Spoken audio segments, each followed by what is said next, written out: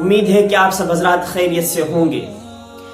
پیارے ساتھیوں، ہم آپ حضرات کے سامنے اچھے قصے، اچھے واقعات لے کر کے آتے ہیں۔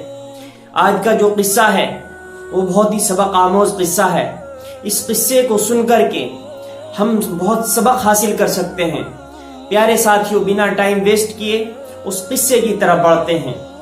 حضرت موسیٰ علیہ السلام سب جانتے ہیں کہ کوہ طور پر جاتے تھے، اللہ سے ملاقات کرتے تھے، اور وہاں سے جو کچھ ملتا اس سبق کو لے کر کے لوگوں کو آ کر کے بتاتے۔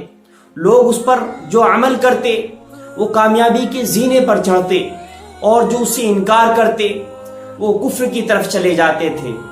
پیارے ساتھیوں، ایک مرتبہ اسی طریقے سے حضرت موسیٰ علیہ السلام کوہ طور پر جا رہے تھے۔ راستے میں انہوں نے دیکھا کہ ایک پتھر کنارے پر رکھا ہوا ہے جس سے آنسو جاری ہیں، آواز رونے کی آ رہی ہے۔ حضرت موسیٰ علیہ السلام کی قدم وہیں رک گئے۔ انہوں نے اس پتھر کی طرف نظر دوڑائی تو پتھر سے آواز آئی کہ اے موسیٰ، آپ اللہ سے ملاقات کے لیے جا رہے ہیں، ایک چھوٹی سی سفارش میری بھی کر دینا۔ حضرت موسیٰ علیہ السلام نے کہا کہ ضرور میں تمہاری سفارش کروں گا، اگر سفارش کرنے کے لائق بات ہوئی تو۔ پتھر نے کہا کہ آپ اللہ سے جا کر کے کہنا کہ میں نے سنا ہے کہ جہنم کا ایندھن جو ہوں گے وہ انسان اور پتھر ہوں گے، تو مجھے ڈر ہے کہ میں بھی جہنم میں جاؤں گا، تو میری سفارش جا کر کے کر دینا کہ اے اللہ مجھے جہنم کی آگ سے بچا لیجئے۔ حضرت موسیٰ علیہ السلام کوہ طور پر اللہ کے پاس جب چلے گئے اور جو اللہ سے باتیں کرنی تھی، جو ملاقات ہونی تھی، وہ تمام باتوں سے فارغ ہونے کے بعد جب واپسی کا ارادہ کیا تو اللہ تبارک و تعالیٰ نے کہا کہ موسیٰ، تم بھول گئے کہ ایک پتھر نے راستے میں روک کر تم سے میرے ساتھ سفارش کرنے کو کہا تھا۔ حضرت موسیٰ نے کہا کہ ہاں اللہ، میں اس سے کیا ہوا وعدہ بھول گیا۔ اس پتھر نے مجھے کہا تھا کہ اللہ سے کہنا کہ مجھے جہنم کی آگ سے بچا لے۔ اللہ تبارک و تعالیٰ نے کہا کہ جاؤ اور جا کر کے اسے خوشخبری دے دو کہ ہم اس کو جہنم کی آگ کا ایندھن نہیں بنائیں گے، اس کو جہنم میں نہیں ڈالیں گے۔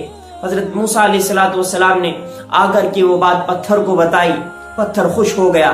پھر کچھ دنوں کے بعد، کیونکہ وقتاً فوقتاً کوہ طور پر حضرت موسیٰ علیہ السلام جایا کرتے تھے، دوسری مرتبہ اسی طریقے سے جا رہے تھے، انہوں نے دیکھا کہ پتھر پھر رو رہا ہے۔ تو حضرت موسیٰ علیہ السلام نے کہا کہ اے پتھر، اس روز میں نے تیری سفارش کر دی تھی اور اللہ نے تجھے معافی بھی دے دی تھی، تجھے دوزخ کی آگ سے بچنے کا وعدہ بھی کر لیا تھا، لیکن آج پھر تیری آنکھوں سے میں آنسو دیکھ رہا ہوں، تجھ سے ہزاروں قطار روتے ہوئے آوازیں نکل رہی ہیں، ایسا کیوں ہے؟